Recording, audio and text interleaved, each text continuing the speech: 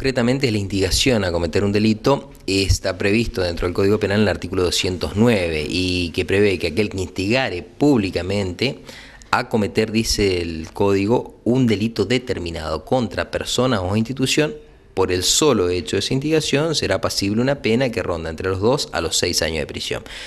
Teniendo el juez para esa calificación, es decir, esa escala de pena de 2 a 6 años, que tener en cuenta la gravedad del delito instigado y eventualmente las pautas del artículo 41, que son pautas de imposición de pena que establece el código respecto al juez, ¿no es cierto? Ahora, en el caso concreto, yo lo que vi a través de la versión periodística, indudablemente una situación insostenible pensar que un periodista, por el hecho de ir a entrevistar a personas, tratar de llevar adelante un trabajo de investigación, puede encontrarse instigando a cometer un delito determinado a alguien. Fíjese que en el caso concreto tengo entendido incluso que un periodista fue, entre comillas, demorado en la comisaría, donde nunca le pudieron imponer ningún cargo concreto, sino que horas después lo liberan. En primer lugar, claramente lo que surge es una situación de abuso de autoridad. Póngase a pensar qué es, yo le preguntaría a la policía de Corrientes, le preguntaría al juez de instrucción que permitió eso, le preguntaría al fiscal que dio una orden de ese tipo, ¿qué es técnicamente demorado? ¿Qué es demorar a una persona? No existe eso. Si me van a imputar la comisión de hecho delictivo, lo que me tienen que notificar es una privación de libertad, es decir, una detención y ponerme a disposición de un juez de instrucción, si consideran que ese delito que me imputan conlleva detención, conlleva pena privativa de libertad. Ahora, que me digan demorado, es una cuestión, una clara situación de abuso de autoridad. Me demoran para que, para un apriete, que yo deje de hacer como periodista un trabajo de investigación. Es gravísimo teniendo en cuenta, si uno, es decir, hilando un poquito más fino y va un poquito más allá, el trabajo de investigación que estaba haciendo el periodista relacionado con el actual gobernador de la provincia de Corrientes, es decir, agrava porque uno dice, bueno, perfecto, pero ¿quién dio esa orden concretamente? Nos encontramos ante un juez de instrucción y un fiscal que trataron de ser más papista que el Papa, ¿o fue una orden política que se procediera de esa manera? Es realmente preocupante, ¿no es cierto? Yo le digo, lamentablemente que un hecho así, ¿no es cierto?, es decir, una cuestión política y un trabajo de investigación que puede afectar o no a un gobernador, pero de la cual no es responsable el periodista lo que va es a investigar, le guste o no a quien pueda haberse involucrado en esa situación.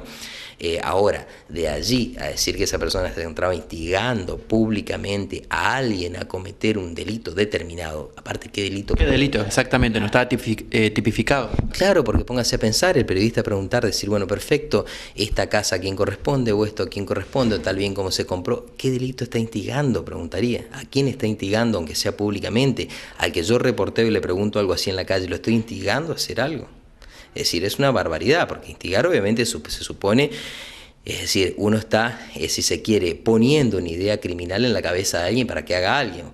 Y en la cabeza del periodista, a su vez, desde el punto de vista subjetivo, para que lo entienda, lo que requiere la figura de la instigación del 209, es que yo tenga en cabeza de que esa persona que instigo quiera cometer realmente el delito. Es decir, instigarlo a decir, perfecto, yo creo que vos tenés que, por ejemplo, si instigo a alguien a un homicidio, yo creo que vos lo tenés que matar a fulano. Estoy convencido desde el punto de vista subjetivo que vos lo tenés que matar a fulano. Eso es la instigación.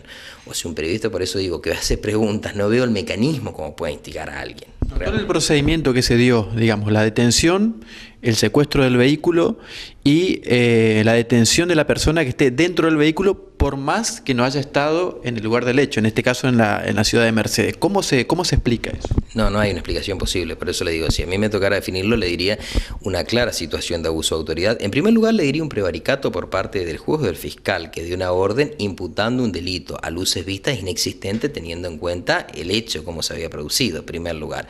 Y en segundo lugar, una clara situación de abuso de autoridad, cuyo fin era evidentemente, como le decía, evitar que ese periodista llevara adelante ese trabajo de investigación. Doctor, ¿se puede ahora, digamos, hacer una cuestión al revés, digamos, en este caso juzgar o también pedir al Estado explicaciones porque, digamos, estuvo 3 horas demorado, ¿se puede hablar de privación ilegítima de la libertad?